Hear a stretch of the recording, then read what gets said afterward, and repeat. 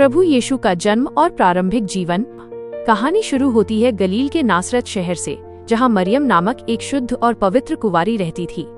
एक दिन परमेश्वर के दूत गाब्रिएल मरियम के पास आए और उन्हें एक अलौकिक संदेश दिया। दूत ने मरियम से कहा कि वो पवित्र आत्मा की शक्ति से एक पुत्र को जन्म देगी, जिसका नाम वो यीशु रखेगी।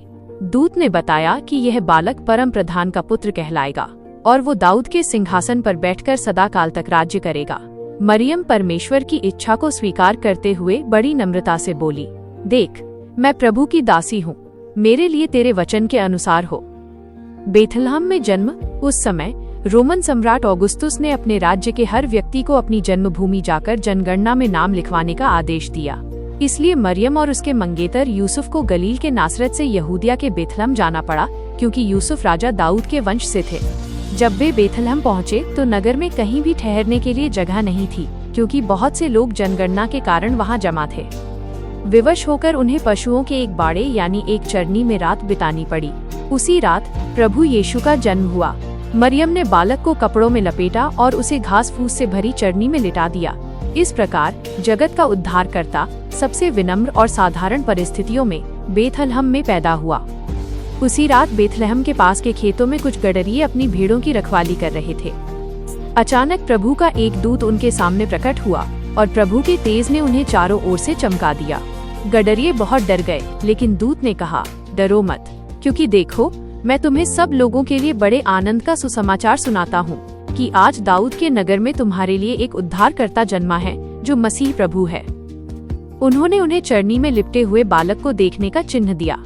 तुरंत ही स्वर्गदूतों का एक बड़ा दल वहां दिखाई दिया और परमेश्वर की स्तुति करते हुए कहने लगा, आकाश में परमेश्वर की महिमा और पृथ्वी पर उन मनुष्यों में शांति जिनसे वह प्रसन्न है।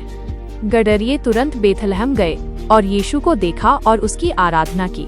इसके कुछ समय बाद पूर्व देश से कुछ ज्ञानी, जिन्हें मागी भी कहा जाता है, एक अद्भुत तारे का पीछा करते हुए यरूशलेम पहुँचे। उन्होंने राजा हेरोदेस से पूछा, यहूदियों का वो राजा कहाँ है जो जन्मा है? वे बालक की आराधना करना चाहते थे।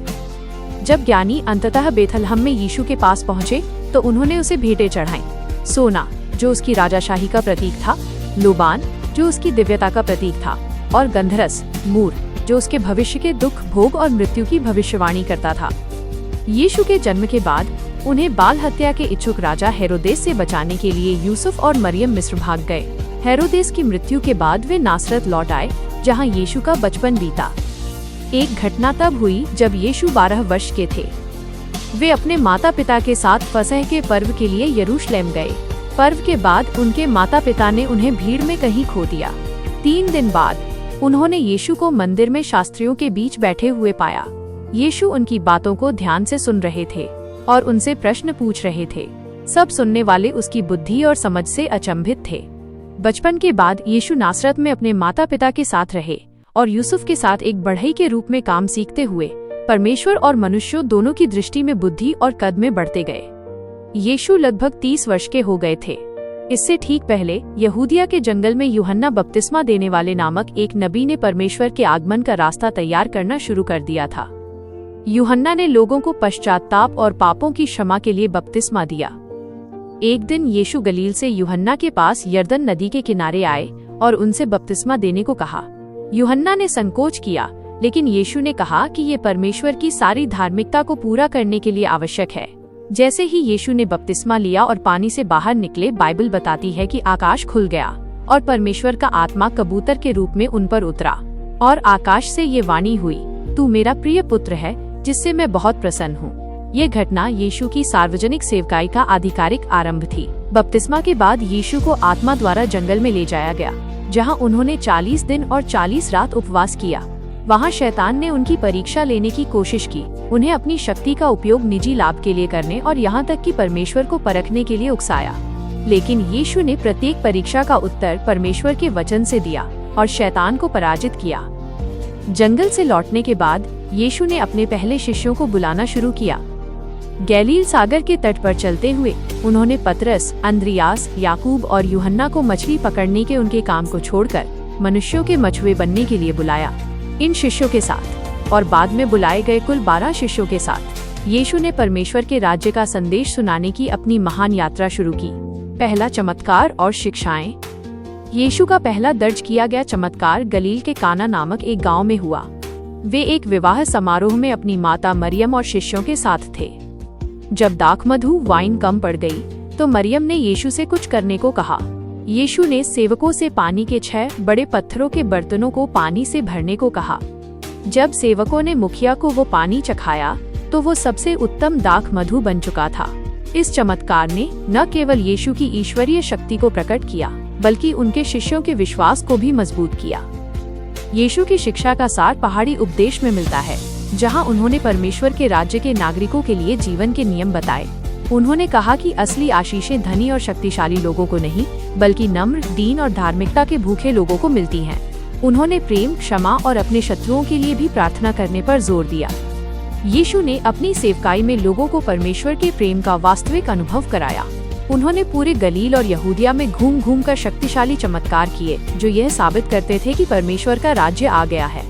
बीमारों को चंगा करना, उन्होंने कोढ़ियों को शुद्ध किया, अंधों को दृष्टि दी और लंगड़ों को चलने की शक्ति दी। अद्भुत कार्य। एक बार भीड़ को भोजन खिलाने के लिए यीशु ने केवल 5 रोटियों और 2 मछलियों से 5000 से अधिक पुरुषों, स्त्रियों और बच्चों को छोड़कर को तृप्त किया और तब भी बहुत भोजन बचा रहा। प्रकृति पर अधिकार। जब वे नाव में थे और एक भयंकर तूफान आया तो यीशु ने केवल एक शब्द से समुद्र और हवा को शांत कर दिया, जिससे उनके शिष्य भयभीत होकर बोले, ये कौन है कि हवा और पानी भी इसकी आज्ञा मानते हैं। इन चमत्कारों और उनकी अनूठी शिक्षाओं ने यीशु को यहूदी लोगों के बीच एक अत्यंत प्रिय और प्रभावशाली व्यक्ति बना दिया, लेकिन साथ ही यरूशलेम के धार्मिक नेताओं को उनसे खतरा महसूस होने लगा। जैसे जैसे यीशु की सेवकाई अपने अंत के करीब आ रही थी, उन्होंने यरूशलेम की ओर अपना अंतिम सफर शुरू किया। यीशु जानते थे कि उनका सामना धार्मिक नेताओं से होगा, जो उनकी लोकप्रियता और शिक्षाओं के कारण उनसे ईर्ष्या करते थे। फसह के पर्व से कुछ दिन पहले यीशु ने एक गधी के बच्चे पर बैठकर यरूशलेम में प्रवेश किया। यह नबियों की भविष्यवाणियों को पूरा कर रहा था। भीड़ ने खुशी से अपने वस्त्र और खजूर की डालियां रास्ते में बिछा दी और चिल्ला उठे, होशाना, धन्य है वो जो प्रभु के नाम से आता है। तारांकन ये दिन खजूर इतवार, पाम संडे कहलाता है। यरूशलेम में यीशु ने मंदिर में जाकर उन लोगों को निकाल दिया जो वहां पैसे का लेन देन कर रहे थे और कबूतर बेच रहे थे, ये कहते हुए कि उन्होंने परमेश्वर के भवन को डाकुओं की गुफा बना दिया है। अपने अंतिम सप्ताह में यीशु ने अपने शिष्यों के साथ अंतिम भोजन किया। इस भोजन के दौरान उन्होंने रोटी ली, उसे तोड़ा और कहा, लो खाओ, यह मेरा शरीर है जो तुम्हारे लिए दिया जाता है। फिर उन्होंने दाखमधु का प्याला लिया और कहा, यह वाचा का मेरा वह लहू है जो बहुतों के लिए बहाया जाता है। इस तरह उन्होंने अपने बलिदान की यादगार के रूप में पवित्र प्रभु भोज की स्थापना की। यीशु ने उसी रात अपने शिष्यों को बताया कि उनमें से एक उन्हें धोखा देगा। रात के अंधेरे में शिष्य यहूदा इस्करियोती ने मुख्य याजकों से लिए गए 30 चांदी के सिक्कों के बदले में गेत्सेमनी के बाग में यीशु को एक चुंबन के चिन्ह द्वारा पकड़वा दिया। क्रूस का मार्ग। पकड़े जाने के बाद यीशु को रात भर कई अवैध और झूठे मुकदमों का सामना करना पड़ा। उन्हें रोमन राज्यपाल पोंटियुस पिलातुस के सामने लाया गया।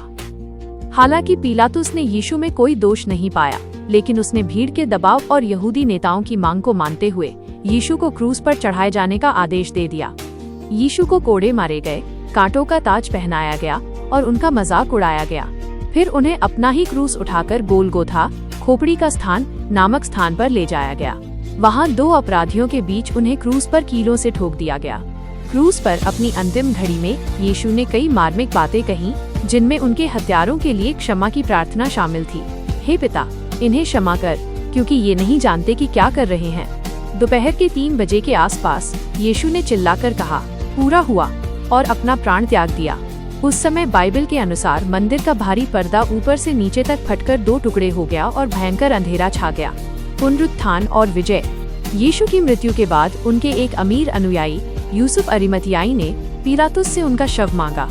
यीशु के शरीर को एक नए कब्रिस्तान में एक गुफा वाली कब्र में रखा गया।